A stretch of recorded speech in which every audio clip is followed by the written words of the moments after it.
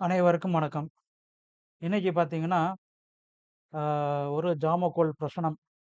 ஒரு காணாமல் போன பொருள வந்து எப்படி கண்டுபிடிக்கிறது அப்படிங்கிறத பத்தி, ஒரு ஜாமக்கோல் பிரசனம் வந்து பார்க்க போறோம். இது இன்னைக்கு காலையில பார்த்த ஒரு பிரசனமா கூட அது இருந்துச்சு. சரிங்களா? ஒருத்தங்க ஆஃபீஸ் சாவிய காணோம், கிடைக்குமா அப்படின்னு கேட்டிருந்தாங்க. அதுக்காக பார்க்கப்பட்ட ஜாமக்கோல் பிரசனம். அத எப்படி நம்ம வந்து பதில் சொன்னோம் அப்படிங்கிறத இதில பார்ப்போம். இப்ப உங்களுக்கு ஒரு ஜாமக்கோல் டிஸ்ப்ளே ஆகும். இதில பார்த்தீங்க அப்படின்னா உதயம் அப்படிங்கிறது ரிஷப உதயம் இருக்கும். உ உதயத்திலே கோச்சாரத்துல குரு இருக்கிறார். 2ஆம் இடத்துல மாந்தி, அதாவது மிதுனத்துல மாந்தி, கடகத்துல செவ்வாய், கடகத்திலே கவிப்பும் இருக்கு. சிம்மத்துல எந்த கிரகங்களும் இல்ல. கன்னியில பார்த்தீங்கன்னா, கேதுவும், சந்திரனும் சேர்ந்து இருப்பாங்க.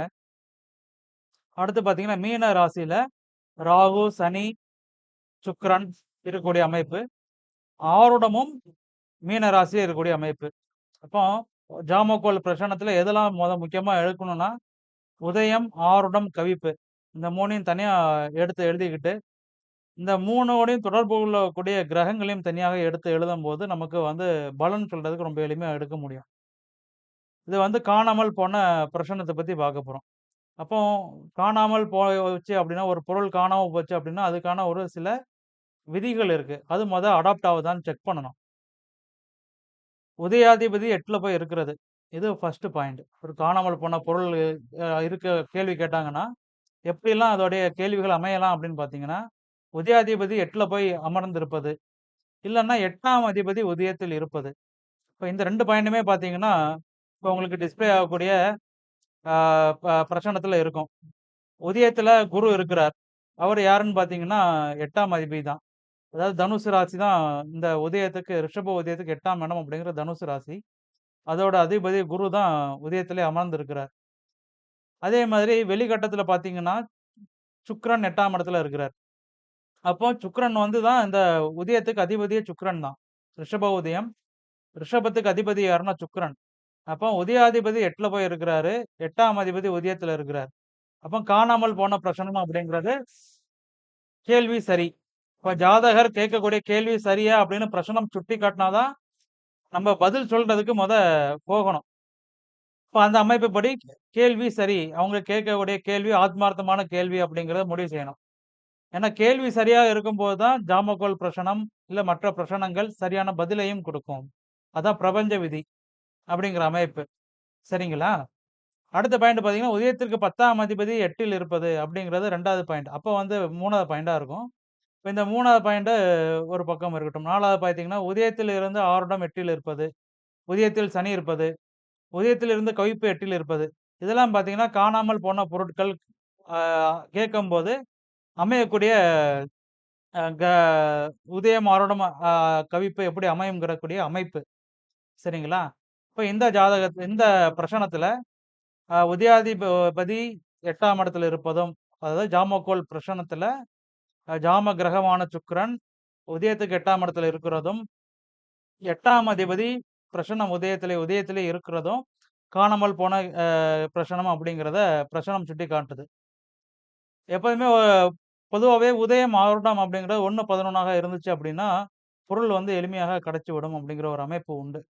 இப்போ பொருள் அது எங்க காணாம போன பொருள் எங்க இருக்கு அப்படிங்கிறது தான் பிரதானமா கேட்பாங்க. சரிங்களா? அது அடுத்து நம்ம வருவோம். இதே மாரி ஆளும் ஜாம கிரகம். மீனத்தில வெளிகட்டத்தில எந்த கிரகம் இருக்கோ, அது அந்த ஜாமத்தையே ஆண்டு கொண்டு இருக்கும். அப்படி பார்க்கும்போது, இன்னைக்கு வியாழக்கிழமை. வியாழக்கிழமை முதல் ஜாமம் அப்படிங்கிறது குருவோட ஜாமமாக இருக்கும். இப்போ பார்த்தீங்கன்னா, மீனத்தில வெளிகட்டத்தில குரு இருப்பார். அப்ப அந்த குரு வந்து இந்த உதயத்துக்கு எந்த பாவகத்திலாம் தொடர்பு கொள்றார் அப்படிங்கிறத பார்க்கணும். 8ஆம் இடத்தோட தொடர்பு கொள்றார். 11ஆம் இடத்தோட தொடர்பு கொள்றார். இப்போ 8ஆம் இடம் அப்படிங்கிறது ஒரு பொருள் காணாமல் போனதை சுட்டிக்காட்டுகிறது அப்படிங்கிறது வந்துரும். இப்ப அந்த பொருள் எங்க இருக்குங்கிறதும் அதிலேயே ஆன்ஸரும் வந்துரும். குரு அப்படின்னாலே பார்த்தீங்கன்னா, பெரும் பணம் அப்படிங்கிறத சுட்டிக்காட்டும். இப்போ பணம் எங்க வைக்கக்கூடிய இடத்துல இருக்கும் அப்படிங்கிறத சொல்லலாம். இத ஆளும் ஜாம கிரகத்த வச்சு பலன் சொல்லக்கூடிய அமைப்பு. அதேமாரி உதயம் அடுத்து எந்த கிரகத்த தொடப்போதோ, அத வச்சு நம்ம பலன சொல்லலாம். அப்போ உதயம் அடுத்து தொடப்போகக்கூடியதும் எதுன்னு பார்த்தீங்கன்னா, ஆ குருவ தான். சரிங்களா? இப்ப குரு அப்படிங்கிறது பணத்த தான் சுட்டிக்காட்டப் போது. அப்பம் காணாம போன பொருள் எங்க இருக்கு அப்படின்னு கேட்ட கேள்விக்கு பதில் நேரடியாவே நம்ம வந்து என்ன சொல்லிறலாம் அப்படின்னா, பணம் எங்க அதிகமாக இருக்கோ அந்த இடத்துல இருக்குன்னு சொல்லலாம். இல்லன்னா பர்ஸ்ல இருக்குன்னு சொல்லலாம். அலமாரில வச்சிருக்கலாம்னு சொல்லலாம். பீரோல இருக்குன்னு சொல்லலாம். சரிங்களா?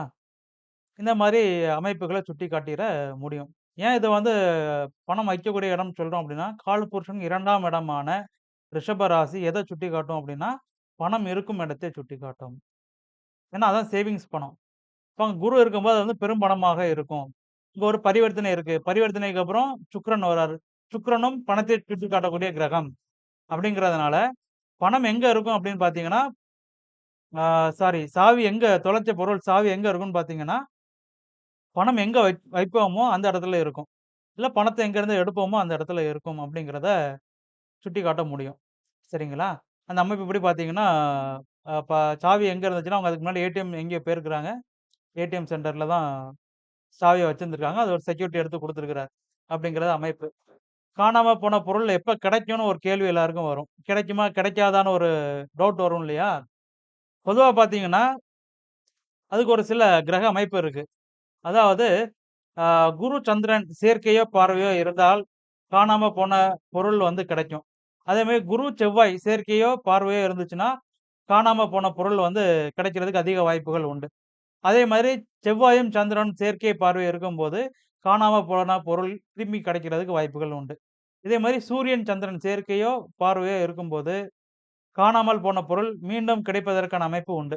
இப்ப இந்த அமைப்புப்படி பார்த்தீங்கன்னா, காணாம போன பொருள் கிடைக்குமா? கிடைக்காதாங்கிறதுக்கு ஒரு முடிவுக்கு வந்து வந்துர முடியும். இந்த அமைப்புப்படி இந்த பிரசனத்துல குரு தனது 5ஆம் பார்வையாக சந்திரன பார்க்கிறார். 2 சந்திரனையும் பார்க்கிறார். உள்கட்ட சந்திரனையும் பார்க்கிறார். அ வெளிகட்ட சந்திரனையும் பார்க்கிறார்.